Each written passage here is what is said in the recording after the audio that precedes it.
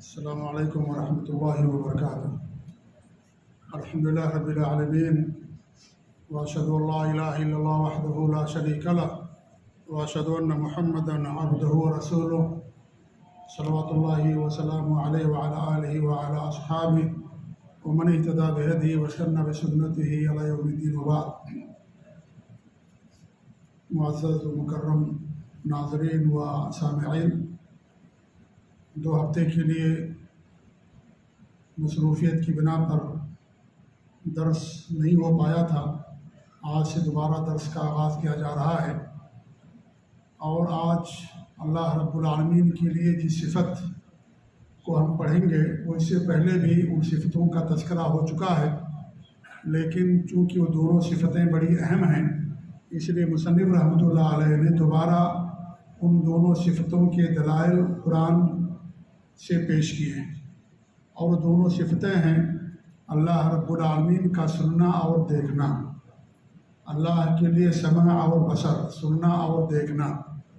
مصنف نے یہاں پر 7 آیتیں بیان کی ہیں، ویسے بہت ساری آیتیں ہیں قرآن کریم کی جو اللہ تعالیٰ کی ان دونوں صفات کو ثابت کرتی ہیں، لیکن مصنف نے 7 آیتیں یہاں پر بیان کی ہیں، اور ان 7 آیتوں کو آج کے درس میں انشاءاللہ اختصار کے ساتھ، کیونکہ اگر ہم تفصیل پیش کریں تو ہر آیت پر ایک درس بھی ناکافی ہو جائے گا، اس لیے اختصار کے ساتھ ان آیتوں کی تفسیر اور اس کا معنی اور مطلب آپ کے سامنے بیان کرتے ہوئے ان صفات کا ہم تذکرہ کریں گے۔ سب سے پہلی آیت جو مصنف نے یہاں پر پیش کی ہے وہ سورہ مجادلہ کی پہلی آیت ہے۔ سورہ مجادلہ کی پہلی آیت اللہ تعالیٰ کے ارشاد ہے: قد سمع اللہ قول التی تجادلک فی زوجہا وتشتکی الی اللہ واللہ یسمع تحاورکما ان اللہ سمیع بصیر۔ اس کا مطلب یہ ہے کہ اللہ رب العالمین نے یقیناً اس عورت کی التجا اور اس کی گفتگو سن لی، اس کی بات سن لی جو آپ سے اپنے شوہر کے بارے میں تکرار کر رہی تھی، جدال کر رہی تھی یا تکرار کر رہی تھی۔ واللہ یسمع تحاورکما، اور اللہ رب العالمین تم دونوں کی گفتگو سن رہا تھا، یعنی اس عورت کی اور ہمارے نبی صلی اللہ علیہ وسلم کی گفتگو اللہ رب العالمین سن رہا تھا۔ ان اللہ سمیع بصیر، اللہ تعالیٰ سننے والا اور دیکھنے والا ہے۔ تو اس آیت کریمہ سے اللہ رب العالمین کی یہ 2 صفت ثابت ہوتی ہے، ایک تو سننے کی صفت اور دوسرے دیکھنے کی صفت۔ یہ آیت میں اللہ رب العالمین نے ایک واقعے کی طرف اشارہ کیا ہے، اس واقعے کو بیان کیا، اور واقعہ یہ ہے کہ ایک خاتون ہے صحابیہ جن کا نام تھا خولہ بنت حکیم رضی اللہ تعالی عنہا۔ ان کے شوہر نے ان سے یہ کہہ دیا، اور ان کے شوہر کا نام تھا اوس بن صامت رضی اللہ تعالی عنہ۔ انہوں نے یہ کہہ دیا کہ انت علیہ کظہر امی، کہ تم میرے اوپر میری ماں کی پیٹھ کی طریقے سے ہو، یعنی گویا کہ انہوں نے اپنی عورت کو اپنے اوپر حرام کر لیا۔ اسی کو زہار کہا جاتا عربی زبان میں۔ زمانے جاہلیت میں اگر کوئی شوہر اپنی بیوی سے یہ کہہ دیتا تو اس کا مطلب یہ ہوتا تھا کہ وہ عورت اس کی زوجیت سے الگ ہو گئی، طلاق بائن، جدا ہو گئی ہمیشہ کے لیے۔ جب ان کے شوہر نے بات کہہ دی تو اسلام کے اندر اس کے تعلق سے کوئی حکم نہیں آیا تھا کہ اگر کوئی آدمی اپنی بیوی سے ایسا کہتا ہے کہ تمہاری پیٹھ میرے لیے میری ماں کی پیٹھ جیسی ہے، تو اس کا کیا حکم ہے شریعت کے اندر؟ اس کا کوئی حکم شریعت کے اندر نہیں آیا تھا۔ اور اللہ کے رسول کے پاس دوڑتے ہوئے آئیں اور کہنے لگی میرے بچے ہیں، میرے شوہر نے ایسی بات کہہ دی ہے، اگر میں ان سے الگ ہو جاؤں گی تو میرے بچے بھوکے رہنے لگیں گے، فقر و فاقہ کریں گے، کوئی کمانے والا نہیں ہے، اور اگر میں اپنے بچوں کو ان کے ساتھ چھوڑ دیتی ہوں تو میرے بچے ضائع اور برباد ہو جائیں گے، وہ شادی کر لیں گے، میرے بچوں کا خیال کون رکھے گا؟ اللہ کے رسول کے پاس دوڑتے ہوئے آئیں اور اس واقعے کو انہوں نے بیان کیا اور ہمارے نبی سے تکرار کی اور بات چیت کی۔ تو اسی واقعے کی طرف یہاں پر اشارہ کیا گیا ہے۔ اسلام کے اندر اس کا حکم یہ ہے کہ اگر کوئی آدمی اپنی بیوی سے یہ کہہ دیتا ہے تو اس کے اوپر کفارہ مغلظہ عائد ہوتا ہے۔ کفارہ مغلظہ یہ ہے کہ یہ گردن آزاد کرنا بیوی کے پاس جانے سے پہلے، کیونکہ اس نے بہت بڑی بات کہہ دی، حرام بات کہہ دی، غلط بات کہہ دی، اس لیے طلاق تو نہیں ہوگی، بیوی اس سے الگ نہیں ہوگی، جدا نہیں ہوگی، لیکن اس کو کفارہ دینا پڑے گا۔ کفارہ کیا ہے؟ کفارہ مغلظہ، بڑا سخت کفارہ، اور کفارہ یہ کہ گردن آزاد کرنا، غلام آزاد کرنا۔ اگر اس کی طاقت نہیں ہے تو پھر 60 دن لگاتار روزے رکھنا، 60 دن لگاتار، ناغہ نہیں کر سکتے، لگاتار روزے رکھنا 60 دن۔ اگر اس کی بھی طاقت نہیں ہے تو پھر 60 مسکینوں کو کھانا کھلانا۔ یہ 3 سزائیں اس کے لیے رکھی گئی ہیں۔ گردن آزاد کرنا، گردن کا دور تو ختم ہو گیا ہے، اور اب اس کے بعد کیا 2 چیزیں بچتی ہیں۔ پہلی چیز یہ ہوگی کہ 60 دن کا روزہ لگاتار رکھنا، ناغہ نہیں کرنا بیچ میں، کیونکہ اس نے بڑی بات کہہ دی ہے۔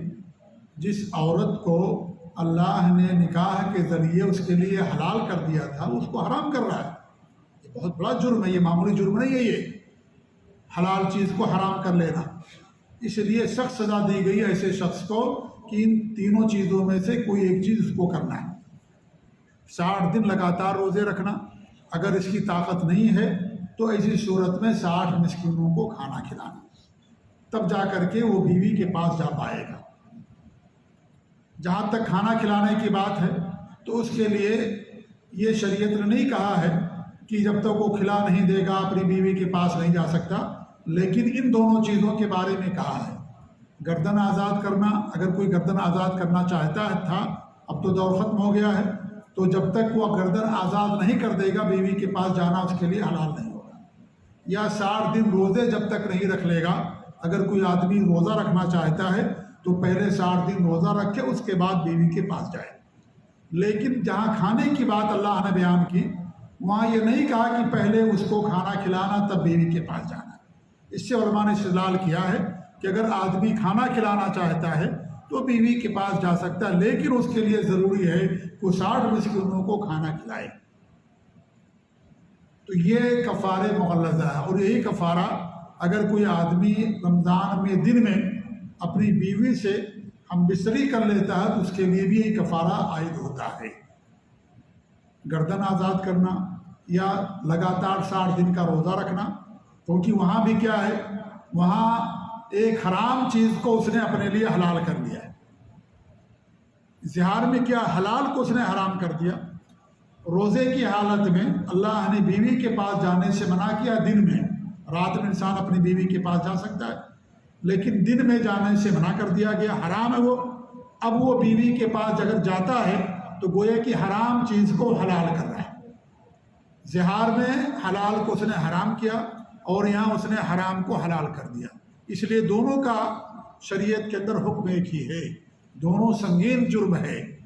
حلال اور حرام کرنے کا اختیار اللہ کے علاوہ کسی کے پاس نہیں۔ بڑے جرم کا ارتکاب کیا دونوں صورتوں میں، اس لیے اس کے اوپر بڑا جرم اور بڑی سزا عائد ہوتی ہے، جو یہاں بیان کیا گیا ہے۔ تو اللہ رب العالمین نے اس آیت کریمہ میں اسی واقعے کی طرف اشارہ کیا ہے۔ حضرت عائشہ فرماتی ہیں کہ وہ جب خاتون آئیں تو اللہ کے رسول صلی اللہ علیہ وسلم سے تکرار کر رہی تھی کہ بھائی کیا ہوگا ہمارے لیے، بچوں کا کیا ہوگا، ہمارا کیا ہوگا۔ اگر میں بچوں کو لے آؤں اور یہ طلاق ہو جائے، میں اس سے الگ ہو جاؤں، تو ہم فقر و فاقہ کی کیفیت میں مبتلا ہو جائیں گے، کوئی کمانے والا نہیں ہے۔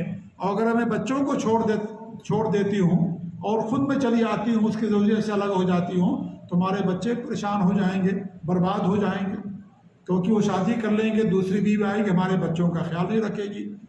وہ تکرار کر رہے تھے۔ حضرت عائشہ فرماتی ہیں کہ میں ان کی پوری بات نہیں سمجھ پا رہی تھی، اسی روم کے اندر، اسی گھر میں یہ بات ہو رہی ہے۔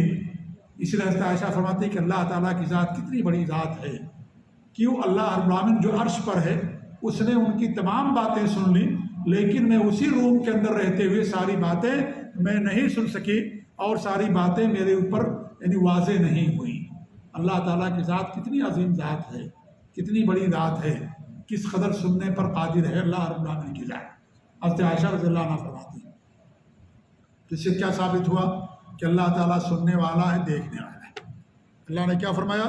ان اللہ سمیع بصیر، اللہ سننے والا دیکھنے والا ہے۔ اللہ نے سن لیا عرش پر ہوتے ہوئے اس عورت کی گفتگو کو، نبی کی گفتگو کو۔ واللہ یسمع تحاورکما، اللہ نے تم دونوں کی بات کو سن لیا، گفتگو کو سن لیا عرش پر اللہ رب العالمین۔ لیکن اللہ تعالیٰ سے کوئی چیز مخفی نہیں ہے۔ اگر کوئی چیونٹی چلتی بھی ہے تو اللہ رب العالمین اس کو سنتا ہے، اس کے چلنے کی آواز کو سنتا ہے۔ ہم نہیں سن سکتے لیکن اللہ رب العالمین سنتا، اللہ رب العالمین ہر چیز پر قادر۔ تو اس سے اللہ تعالیٰ کے سننے اور دیکھنے کی صفت ثابت ہوتی، جو بہت عظیم صفت ہے، کیونکہ حقیقی معنوں میں اگر ان دونوں صفتوں پر ہمارا ایمان ہو جائے تو ہماری زندگی سنور جائے گی۔ انسان زبان سے ایسی کوئی بات نہیں نکالے گا جو اللہ تعالیٰ کو ناراض کر دینے والی ہو۔ انسان کوئی ایسا کام نہیں کرے گا جو اللہ تعالیٰ کو ناراض کر دینے والا ہو، کیونکہ اللہ تعالیٰ دیکھ رہا ہے، اللہ رب العالمین دیکھ رہا ہے۔ جیسے انسان کسی بڑے آدمی کے سامنے کوئی غلط کام نہیں کرتا، ایسے اگر یہ حقیقی معنوں میں یہ صفت ہمارے اندر پیدا ہو جائے تو انسان اس روئے زمین پر کبھی گناہ نہیں کرے گا۔ کیوں؟ اس لیے کہ وہ جانتا ہے کہ اللہ تعالیٰ ہم کو دیکھ رہا ہے، اگرچہ کوئی نہ دیکھے لیکن اللہ رب العالمین کے ساتھ دیکھ لے۔ کوئی ہماری بات سنے نہ سنے، تنہائی میں ہے، خلوت میں ہے، لیکن اللہ رب العالمین ہماری بات کو سن رہا عرش پر ہوتے ہوئے۔ یہ دونوں بڑی عظیم صفت ہیں، ہمارے زندگی میں انقلاب برپا کر دینے والی، ہمارے اعمال کو درست کر دینے والی، گناہوں سے ہمیں بچا دینے والی دو عظیم صفتیں ہیں اللہ رب العالمین کی سننے اور دیکھنے کی۔ تو اللہ تعالیٰ سنتا ہے اور اللہ رب العالمین دیکھتا ہے۔ آئیے دوسری آیت پڑھتے ہیں۔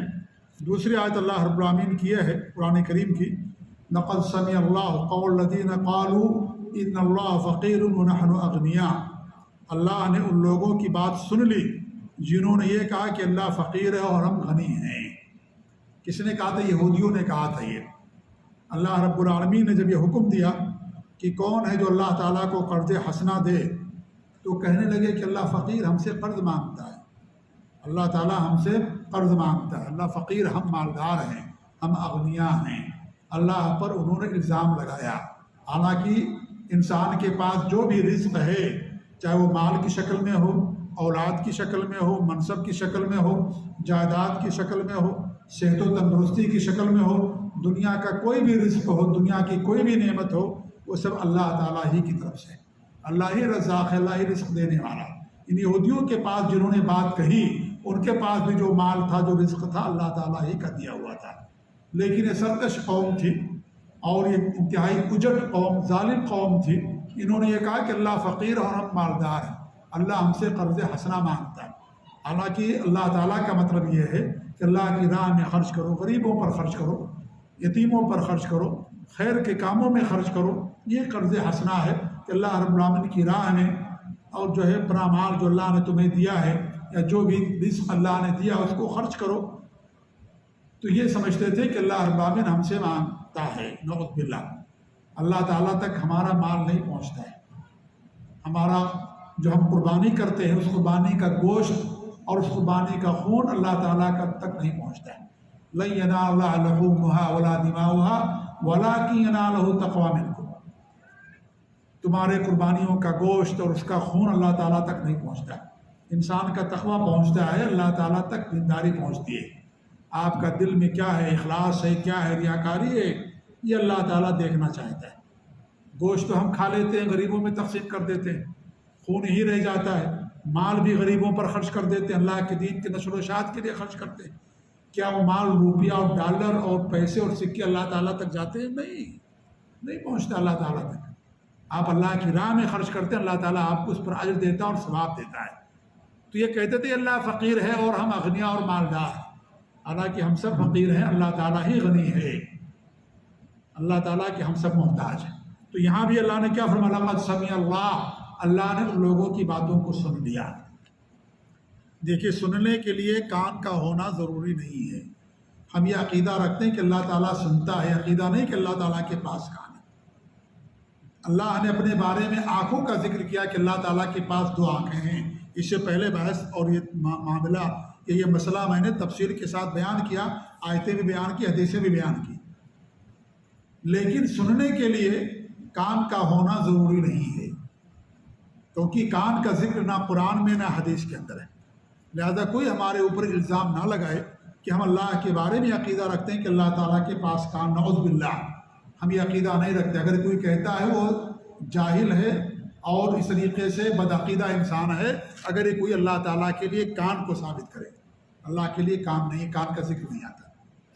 جیسے اللہ تعالیٰ کلام کرتا ہے، کلام کرنے کے لیے زبان کا ذکر اللہ تعالیٰ کے لیے نہیں ہے۔ اللہ کلام کرتا لیکن زبان کا ذکر نہ قرآن کے اندر نہ حدیث کے اندر ہے۔ کلام کرنے کے لیے زبان کا ہونا ضروری نہیں ہے کہ زبان ہونی ہو تبھی بات ہو سکتی نہیں۔ قیامت کے دن ہمارے ہاتھ بولیں گے، ہمارے پاؤں بولیں گے، کیا وہاں پر زبان ہوگی؟ نہیں، اللہ نے ان کو طاقت دے دی۔ زمین قیامت کے دن بات کرے گی، یومئذ تحدث اخبارہا، سورۃ زلزلہ میں اللہ نے فرمایا زمین قیامت کے دن سب راز اگل دے گی، سارے خبروں کو بتا دے گی۔ تحدث بات کرے گی، اللہ تعالیٰ سے بتائے گی زمین فلاں بندے نے فلاں وقت زمین پر یہ گناہ کیا تھا، وہ زمین بتا دے گی۔ تو کیا زمین کے اندر زبان آ جائے گی؟ نہیں، بات کرنے کے لیے زبان ضروری نہیں ہے۔ اللہ کے رسول کی حدیث ہے، میں ان پتھروں کو جانتا ہوں جو مجھے نبوت سے پہلے بھی سلام کیا کرتے تھے۔ تو کیا ان پتھروں کے اندر زبان آ گئی تھی؟ نہیں، اللہ ان کو بولنے کی طاقت دے دی۔ اللہ کے رسول کی حدیث ہے کہ آپ صلی اللہ علیہ وسلم کے لیے ممبر بنانے سے پہلے ایک کھجور کی ٹہنی تھی، اس کو پکڑ کر کے آپ خطبہ دیا کرتے تھے۔ جب آپ نے اس کھجور کی ٹہنی کو چھوڑ دیا اور ممبر آپ کے لیے بنا دیا گیا، وہ کھجور کی ٹہنی رونے لگی۔ حدیث کے اندر آتا ایسی روتی تھی جیسے ہنڈی پکتی ہے چاول کی آگ پر تو پکنے کی آواز آتی، ایسی اسے آواز آتی تھی۔ ہمارے نبی نے اپنا ہاتھ رکھا تو جا کر کے وہ بھی ٹھہر گئی۔ وہ تو کیا اس خشک اور سوکھی ٹہنی کے اندر زبان آ گئی تھی؟ ہماری طرح زبان نہیں۔ اس لیے بات کرنے کے لیے زبان کا ہونا ضروری نہیں ہے۔ اس لیے اللہ کے بارے ہمارا عقیدہ کہ اللہ کلام کرتا ہے لیکن زبان کا عقیدہ نہیں رکھتے۔ اگر کوئی عقیدہ رکھتا ہے کہ اللہ کے پاس زبان ہے، حلق ہے، وہ بدعقیدہ انسان ہے، وہ ہمارا عقیدہ اور منہج نہیں ہے۔ بات سمجھ آ رہی کہ نہیں آ رہی ہے؟ لہٰذا نہ سمجھے کہ ہم یہ کہتے ہیں اللہ تعالیٰ سنتا ہے تو اللہ تعالیٰ کے پاس کان بھی نہیں۔ ہم اللہ کے لیے کان کا عقیدہ نہیں رکھتے کیونکہ کان کا ذکر نہ قرآن میں نہ حدیث کے اندر ہے۔ ٹھیک ہے جی ہاں، تو اس آیت سے کیا ثابت ہو کہ اللہ تعالیٰ سنتا ہے؟ لقد سمع اللہ، اللہ نے سن لیا۔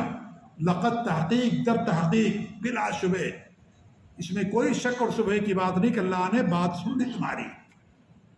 تبھی اللہ نے اس آیت کو نازل کیا، سننے کے بعد ہی تو نازل کیا۔ اللہ رب العالمین نے عورت کی گفتگو سن لیا، خولہ رضی اللہ تعالیٰ عنہ کی، تبھی اللہ رب العالمین نے قرآن میں حکم نازل کیا کہ اگر کوئی زہار کر لے تو اس کا حکم کیا ہے، اس کو کیا کرنا پڑے گا۔ اگر کوئی اپنی بیوی سے بات کہہ دے تو اس کو کیا کفارے میں دینا پڑے گا۔ اللہ رب العالمین نے آیت کے اندر اس کو نازل فرمایا، قرآن کے اندر۔ اللہ نے سنا تبھی تو نازل کیا نا۔ جی ہاں، تو اللہ رب العالمین سننے والے۔ تیسری آیت کیا ہے؟ ام یحسبون انا لا نسمع سرهم ونجواهم بلا ورسلنا لدیہم یکتبون، یہ سورۃ زخرف کی آیت ہے۔ کیا ان کا یہ خیال ہے، کیا وہ یہ سمجھتے ہیں کہ ہم ان کی رازوں کو اور سرگوشیوں کو نہیں سنتے ہیں؟ سب کچھ سنتے ہیں، ان کی سرگوشی بھی سنتے ہیں، ان کے دل کے اندر جو راز ہے، جو چھپا ہوا، اس کو بھی ہم سنتے ہیں، جانتے ہیں، دیکھتے ہیں۔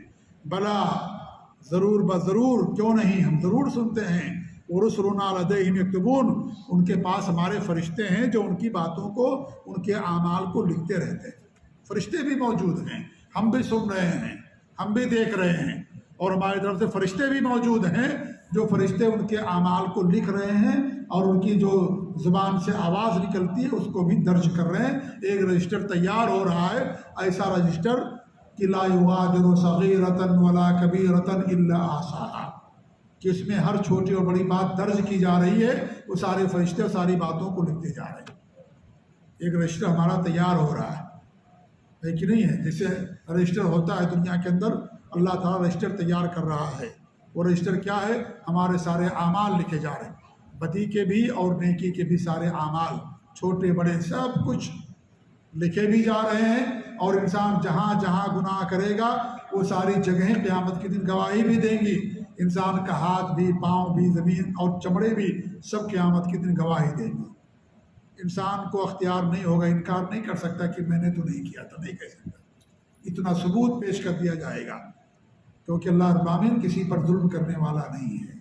سب حاضر کر دے گا کہ دیکھو فلاں ٹائم، فلاں وقت رات کی تنہائی میں، فلاں زمین، فلاں ملک پر، فلاں علاقے میں تم نے گناہ کا کام کیا تھا۔ کچھ نہیں انسان کر سکتا۔ زمین گواہی دے گی، اس کے ہاتھ پاؤں گواہی دے دے گی، کچھ نہیں کر سکتا انسان۔ اتنے سارے ثبوت مہیا کر دیے جائیں گے اللہ تعالیٰ کی طرف سے، تاکہ کوئی نہ کہے کہ میرے پر ظلم کر دیا گیا۔ وما ربک بظلام للعبید، اللہ رب العالمین تمہارا رب کسی بھی بندوں پر ذرہ برابر بھی ظلم کرنے والا نہیں ہے۔ ہمارے پاس کوئی شکایت کا موقع نہیں ملے گا، اعتراض نہیں کر سکیں گے، انکار نہیں کر سکیں گے۔ اتنے سارے ثبوت اور گواہ ہمارے سامنے اللہ تعالیٰ لا کر کے کھڑا کر دے گا۔ اس لیے اللہ تعالیٰ سے ڈرنا چاہیے۔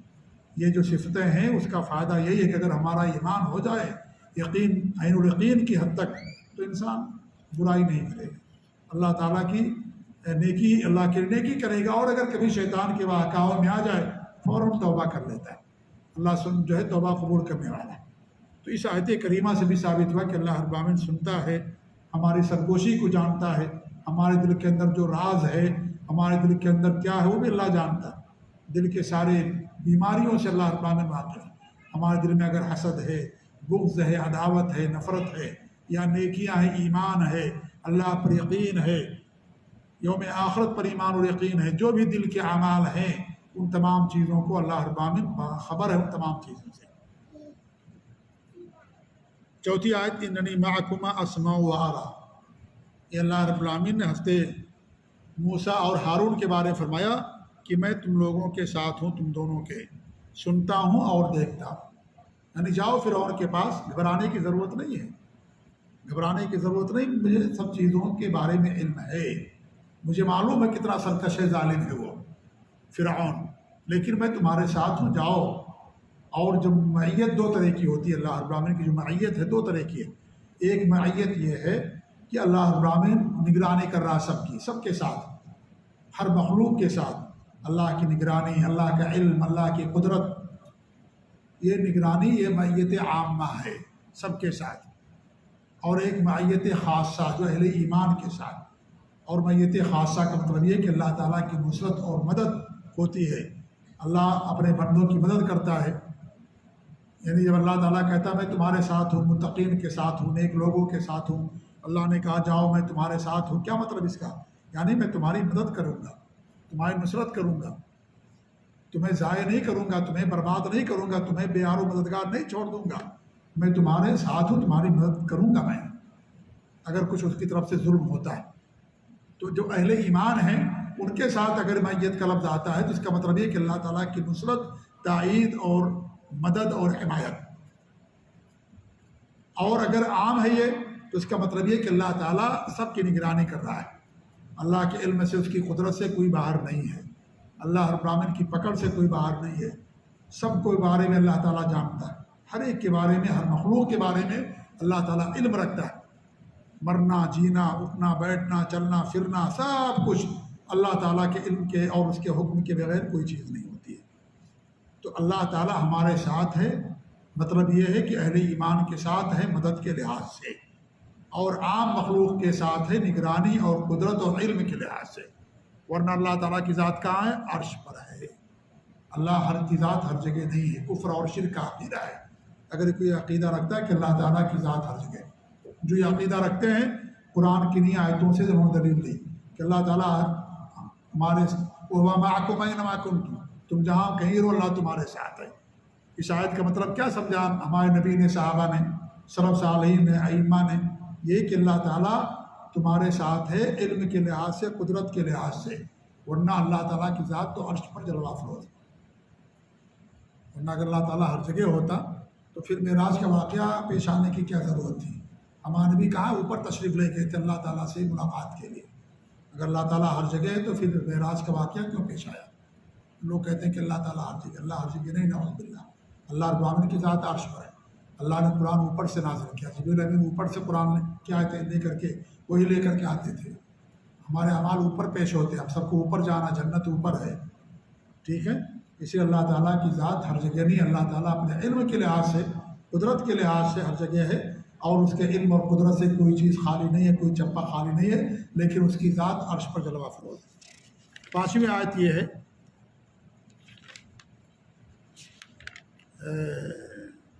الم یعلم بأن اللہ یرا، کیا وہ نہیں جانتا کہ یقینا اللہ تعالیٰ دیکھتا ہے؟ یعنی اللہ رب العالمین یہ سب دھمکی کے طور پر کہہ رہا ہے تاکہ لوگ کہ اللہ تعالیٰ کی عظمت ان کے دلوں کے اندر پیدا ہوں اور انسان برائیوں سے دوری اختیار کرے۔ یہ آیت اس شخص کے بارے میں نازل ہوئی ہے جو کچھ لوگوں نے کہا کہ ابو جہل کے بارے میں یہ آیت کریمہ جو سورہ علق یعنی جو پہلی جو صورت نازل ہوئی اس کی 5 ابتدائی آیات سورہ علق یا سورہ اقرا بسم ربک الذی خلق، اسی میں اللہ نے فرمایا کہ الم یعلم بأن اللہ یرا، کیا اس کو نہیں معلوم کہ اللہ تعالیٰ دیکھ رہا ہے؟ جی ہاں، جو سرکشی کر رہا ہے، ظلم و زیادتی کر رہا ہے، نبی پر زیادتی کر رہا ہے، تو کیا اسے نہیں معلوم کہ اللہ رب العالمین دیکھ رہا ہے؟ اس کی ساری حرکتوں کو، سارے اعمال سے اللہ تعالیٰ باخبر ہے۔ تو اللہ رب العالمین نے وعید کے طور پر یہ بات بیان کی ہے۔ 5ویں آیت جو 6ٹھی آیت ہے وہ اللہ رب العالمین اپنے نبی کے بارے میں فرماتا الذی یراک حین تقوم وتقلبک فی الساجدین انہ هو السمیع العلیم۔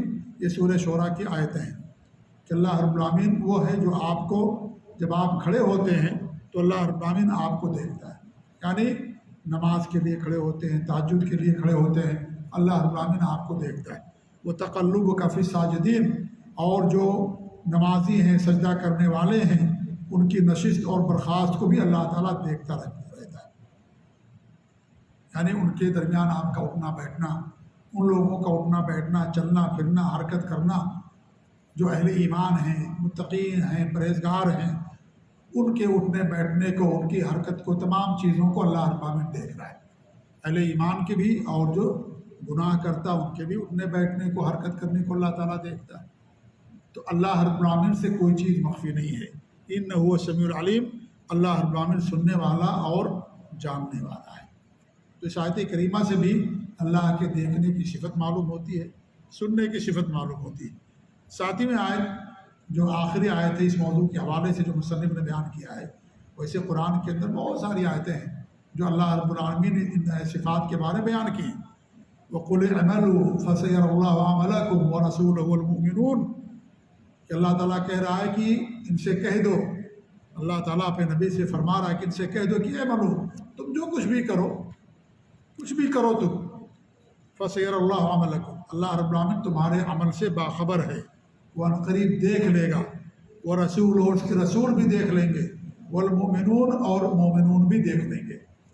یہ آیت کریمہ دراصل منافقوں کے بارے میں نازل ہوئی ہے، جو منافقین تھے نبی کے زمانے میں، جو ماں نبی کو ایذا پہنچاتے تھے اور تکلیف پہنچاتے تھے اور برے برے بہانے کرتے تھے، جنگ میں نہ جانے کے بہانے عذر تلاش کرتے تھے کہ ہمارے ساتھ یہ ہے، فلاں چیز ہے، بیوی بیمار ہے، یہ ہے فلاں چیز، میں بیمار تھا، یہ چیز لگی ہوئی ہے، تو مختلف اعذار اور بہانے بناتے تھے۔ تو اللہ تعالیٰ نے اپنے نبی سے کہا ان سے کہہ دو اے منو، تم جو کچھ بھی کرو، کچھ بھی کرو۔ اللہ تعالیٰ کی طرف سے وعید ہے، یہ اللہ کی طرف سے ایک دھمکی کے طور پر ہے کہ کچھ بھی کرو، اللہ رب العالمین کے سامنے تم کو حاضر ہونا ہے، اور اس دن سارے اعمال سب کے سامنے ہوں گے۔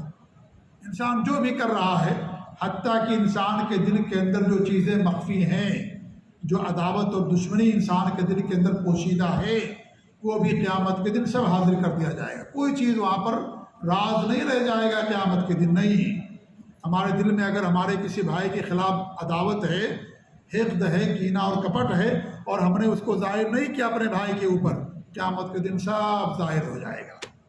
قیامت کے دن کوئی راز نہیں رہ جائے گا۔ دنیا میں راز ہے، اللہ تعالیٰ کا کرم ہے اور اس کا احسان ہے کہ ہمارے دل کے اندر کیا ہے ہمارا بھائی نہیں جانتا، ہمارا ساتھی دوست نہیں جانتا، ہماری بیوی نہیں جانتی، ہمارے بھائی بہن نہیں جانتے، کوئی نہیں جانتا ہمارے دل کے اندر کیا۔ لیکن قیامت کے دن سب راز اگل دیا جائے گا۔